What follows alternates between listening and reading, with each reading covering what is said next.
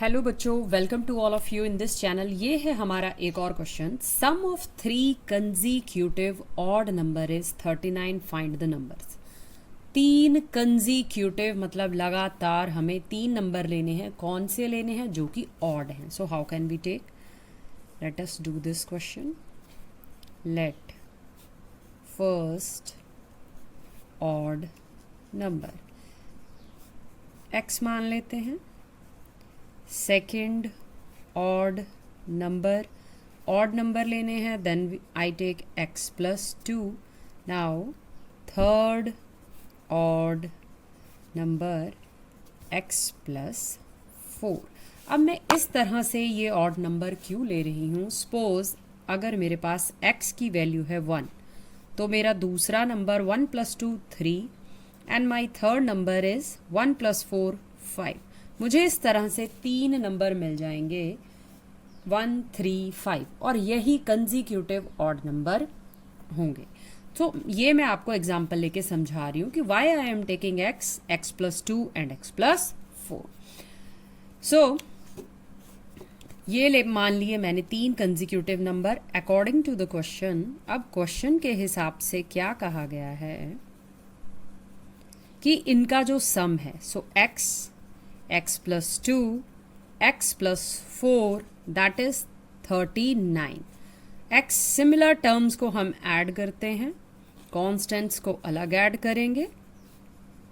So 3x is equal to 39 minus 6, क्या मिल जाएगा? 33। So 3x is equal to 33। x कितना हो जाएगा? 33 अपॉन 3x हो जाएगा मेरे पास 11। सो मतलब मेरा जो कंजीक्यूटिव नंबर है पहला, दैट इज 11। दूसरा 11 प्लस 2 13, एंड तीसरा 11, पहला कंजीक्यूटिव 11, दूसरा 13, एंड तीसरा 11 plus 4, that is 15. So this is my answer. So this is another question. 3 consecutive integers are such that taken in increasing order and multiplied by 2, 3 and 4, they add up to 74. Find these numbers. फिर से हमें consecutive number लेने हैं, लगातार number लेने हैं। So let first number, तो पहला नंबर मान लेते हैं x। सेकेंड नंबर, अब हमें ऑड या इवन की बात नहीं कही गई है, सिंपली 3 कंजीक्यूटिव नंबर कहे गए हैं। सो नेक्स्ट होगा x plus 1, and third number, तीसरा नंबर होगा x प्लस 2। सो कहा गया है, अब थोड़ा सा यहाँ पर क्या है, एंड मल्टीप्लाइड बाय 2 3 एंड 4, इनसे उन्हें मल्टीप्लाई कर दिया गया है। सो पहला नंबर बन जाता है 2x। तो आप लिख सकते हो अकॉर्डिंग टू क्वेश्चन, कि क्वेश्चन में क्या कहा गया है, 2x प्लस 3 इंटू दूसरे नंबर को 3 से मल्टीप्लाई की गई है, और तीसरे नंबर को 4 से मल्टीप्लाई की गई है, एंड दे ऐड, और हमें क्या मिला? 74। एड अप टू, इसका अर्थ है कि हमें क्या मिला? 74 हमें मिला। So when ever I solve this, इस 3 को याद रखना, x से और 1 से अंदर मल्टीप्लाई करेंगे ही करेंगे। 4 को x से करेंगे, and 4 2s are 8। So similar terms को ऐड किया जाएगा, this is 9x, and constants को अलग से ऐड किया जाएगा, this is 11। So 9x is equal to 74 minus 11, जो कि मेरे पास होगा 63, and 9x is equal to 63, and x is equal to 63 upon 9, this is 7। तो मेरा पहला नंबर क्या आ जाएगा? 7, क्योंकि x है 7। दूसरा होगा 7 प्लस 1 8, एंड तीसरा होगा 7 प्लस 2 9। तो इस तरह से 7 8 9 मेरे 3 कंजीक्यूटिव नंबर होंगे। तो ये है मेरा एक और question. The difference between two whole numbers is 66.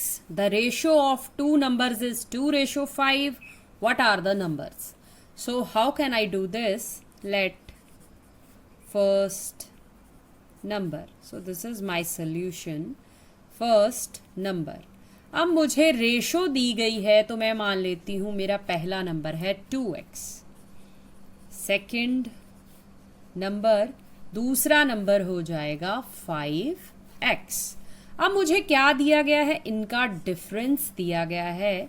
So from question या according to the question, so question के हिसाब से 5x minus 2x that is equal to 66. इनका जो डिफरेंस है वो कितना आ जाएगा? 66. सब्ट्रैक्ट करने पर 3x is equal to 66. Solve करोगे x is equal to 66 upon 3. This is 22. So x आ चुका है 22.